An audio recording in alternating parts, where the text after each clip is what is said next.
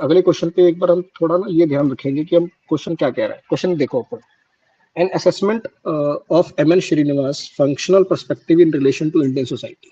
ठीक है, अब हमने आंसर लिख दिया अपना। हमने आंसर में क्या क्या लिखा है?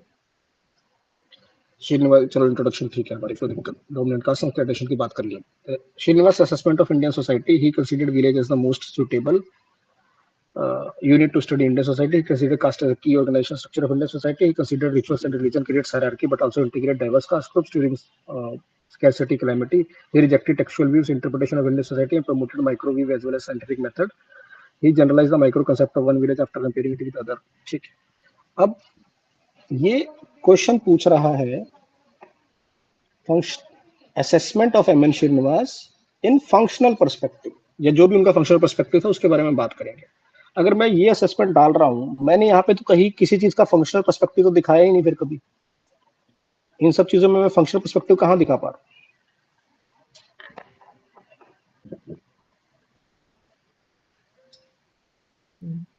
बात समझ रहे हो मेरे आप?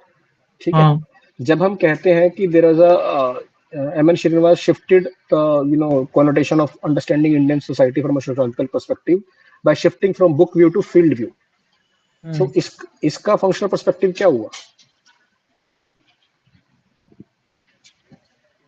इसका फंक्शनल पर्सपेक्टिव ये हुआ कि we are focusing on empiricism also ना, we are focusing on observation also, the scientific kind of scientific observation we are looking for, we are trying to give some rationality to our studies. Sir अगर इसके starting के 2 point छोड़ दें तो बाकी जगह तो ये फंक्शनल पर्सपेक्टिव एक तरीके से बता नहीं रहे सर, जैसे रिचुअल एंड रिलीजन का फंक्शनल पर्सपेक्टिव ये है कि स्कार्सिटी और कैलेमिटी वहां पे निकल रहा है। ठीक है, ठीक है, बट मैं एज एन एग्जामिनर मैं तो पहले 2 पॉइंट से कंफ्यूज हो जाऊंगा ना फिर। हाँ है ना, मुझे तो एक कनेक्शन चाहिए ना आपके आंसर में, तो मैं इसलिए बोल रहा हूँ कि जो भी आप चीज समझ रहे हो, जैसे एम एन श्रीनिवास का सबसे बड़ा इंपॉर्टेंट पर्सपेक्टिव ही हेल्प ही उन्होंने हमें ये किया कि उन्होंने एक पूरा फील्ड व्यू ऑफ अंडरस्टैंडिंग समझाया है। तो अगर मैं उससे ही नहीं शुरू कर रहा हूँ और मैं सीधा विलेज पे चला गया तो उसका फायदा क्या हुआ मेरे लिए? ठीक है, ठीक है, देन हाँ बोलो बोलो। कैसा पॉइंट स्टार्ट करना चाहिए सर? सबसे पहले तो कि जो रिजेक्टेड फील्ड टेक्सचुअल व्यू वाला, रिजेक्टेड टेक्सचुअल का focus on the field view वाला अप्रोच। ठीक है, अब सेकंड पॉइंट आपने कास्ट का लिखा है, consider caste as an key organizing structure of Indian society. Caste के ऊपर जो आपने एक लाइन लिखी हुई है ऊपर यहाँ पे, ये हम बॉडी में क्यों नहीं डाल पा रहे?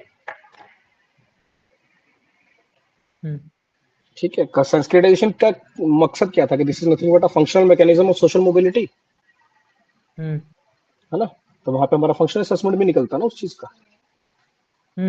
सिमिलरली इसके साथ हम एग्जांपल डोमिनेंट कास्ट का भी दे सकते हैं। डोमिनेंट कास्ट क्या हाईलाइट करता है? जो फंक्शनल पर्सपेक्टिव अगर एमएन श्रीनिवास के बारे में बात करें, dominant caste is highlighting nothing but the how the power has been getting distributed in rural areas. ठीक है, कि जो पावर है वो डोमिनेंट कास्ट के पास ही रह रही है, तभी तो हमें पता लगेगा कि जो उसका फंक्शनल रोल क्या निकलेगा फिर। समझ गया सर। ठीक है, देन जो उनका वेस्टर्नाइजेशन का कंसेप्ट था उसके बारे में भी हम बात कर सकते थे, जैसे ये वाला पॉइंट है रिचुअल एंड रिलीजन वाला। हायरार्की की तो आपने बोला कि ठीक है ये इंटीग्रेट करता है डिवर्स कास्ट ग्रुप्स, बट ये चेंज भी तो हो रहा है। The westernization has been, bringing different changes in Indian society with respect to law, with respect to religion, with respect to scientific outlook, with respect to the politics and democratic institutions जो हम बना रहे हैं। ठीक है, तो बस थोड़ा इन सब चीजों के बारे में। अब जैसे विलेज के बारे में लिखा आपने कि उनका फोकस था village as the most suitable unit of study Indian society, तो इसका फंक्शनल पर्सपेक्टिव क्या निकलेगा? इसका ये लिख सकता था सर कि मतलब सारे विलेज में सब एक दूसरे, ये वाला जो थर्ड पॉइंट लिखा है ना, वो इसी का फंक्शनल पर्सपेक्टिव बना सकता था। Exactly this is nothing but highlighting an integrated social system ना। हाँ वो मैं social cohesion, social solidarity, social mobility कह रहा हूँ मैं, वही कोहेजन बन रहा है वहां पे, जो आता है कलेक्टिव कंसाइंस टाइप की बात है जो ठीक है। ये कितने मार्क का क्वेश्चन है हमारे पास? 10 मार्क का है। ठीक है, हम यही चीजें लिख सकते थे बस वहां पर, तो हमारा आंसर थोड़ा ज्यादा और खुल के आता है रेदर देन लुकिंग फॉरवर्ड कि हम उसमें ढूंढ रहे हैं कि क्या हम फंक्शनली बात करने की कोशिश कर रहे हैं। समझिए सर। ठीक है, तो इसका जो 5th पॉइंट है ये वैलिड है? अब ये 5th पॉइंट और 4th पॉइंट है, ये दोनों तुम्हारा एकदम एक साथ ही व्यू बता रहा है वो, दोनों में तो माइक्रोवेव की बात कर रहे हो।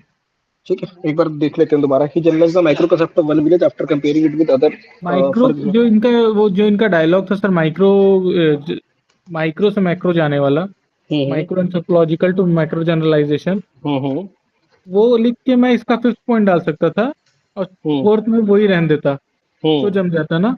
बिल्कुल, micro anthropological to micro generalization में ये करके और कंपेयर कर देता ओकालिंगा को यादव से। ठीक है, Nandamar conclusion, he often criticized for Marxist sociology for his romanticization of upper caste norms and overlooking of structural inequality shaped by capitalism. ठीक है, ये वाला जो पॉइंट है ये बहुत अच्छा है। ठीक है,